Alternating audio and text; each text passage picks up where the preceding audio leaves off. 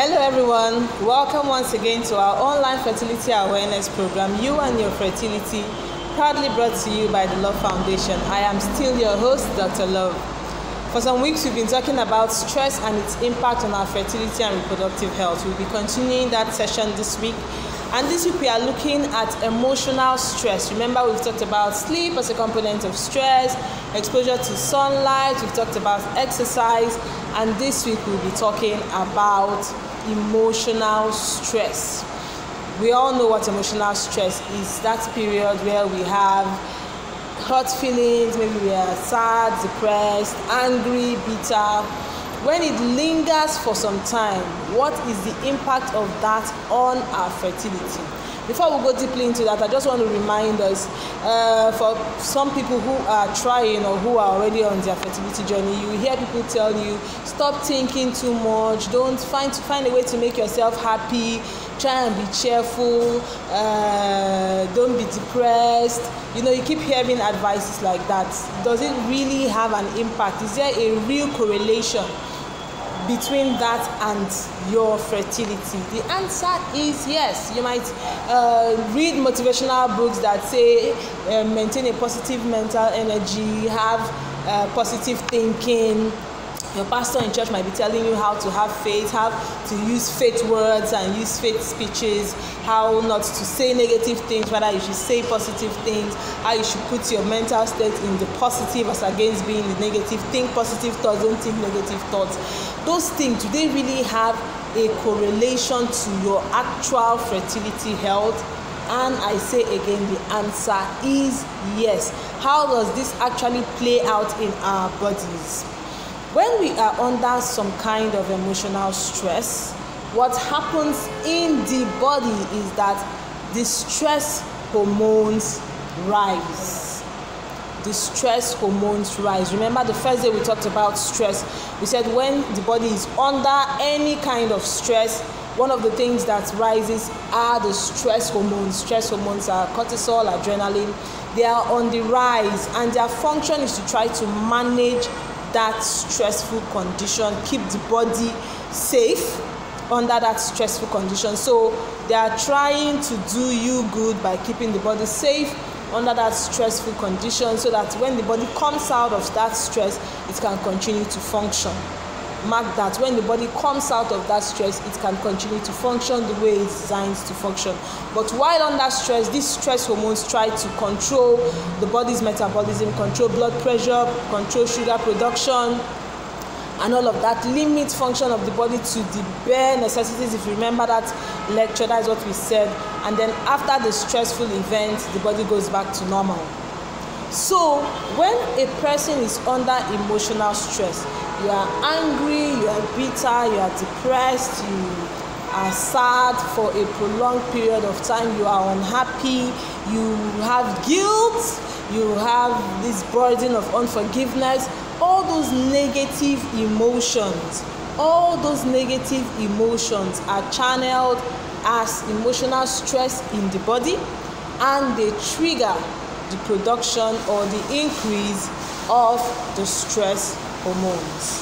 Of course, we have learned when these stress hormones are on the rise, they kind of limit the body's functions by trying to curtail excess activities in the body, metabolism, things that are not seen as necessary or what the body needs to survive. Those things are cut off. We have already said that fertility and reproductive metabolism are part of the things that the body doesn't see as a do or die event or a do or die functions. So such things are on the low, and then the body manages the stress in that situation until the person comes out of that stressful situation at that point in time.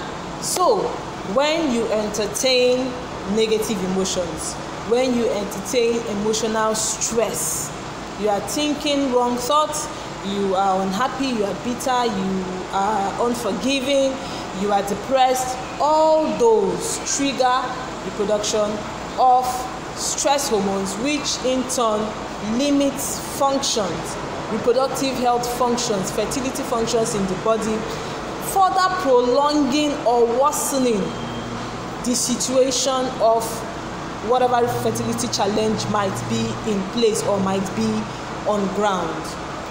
Conversely, when somebody is in a good mood, happy, have happy emotions, funny enough, some of the hormones that control these happy feelings are also responsible for some functions in fertility health. Typical example, estrogen is known as the happy hormone. So when somebody is happy, somebody is in a good mood, you're excited, one of the hormones that is increased is estrogen. Estrogen is generally called the love hormone or the happy hormone. So when estrogen is normal, balanced, the body has a better way. We all know that estrogen is female hormone, also responsible for some reproductive functions or fertility functions. So just imagine that somebody is always in a state with good or very normal levels of estrogen. The fertility of that person just blossoms and functions the way it is supposed to. As against when somebody is always on the other side, on the negative aspect, those hormones are suppressed by the stress hormones, thereby making the fertility function of that person also suppressed. It happens in men, it happens in women. Negative hormones are interpreted by the body as emotional stress, and that stress suppresses the fertility or reproductive function of the person for that period of time that emotion is entertained. So if you are sad and depressed for 1 month, 2 months, 6 months, 1 year, that happens. The body keeps suppressing your normal fertility and reproductive functions, and then the situation, if what is making you unhappy is maybe a fertility challenge, it ends up worsening the situation. So what are we saying? Tune your mind towards happiness. Find things that make you happy, find things that make you in a good mood, because that will help to improve your fertility and reproductive function. Stay away from negative emotions, because that worsens whatever challenge you might be going through. We'll be stopping here for today. Remember to like all our social media handles. Follow us Instagram at love_foundation_. You can follow me at dr_love l.o.v.e. Follow us on Facebook at Waiting to Conceive. Subscribe to our YouTube channel at love_foundation. And remember, keep learning and learn to teach others. Thank you for staying with us. See you next week.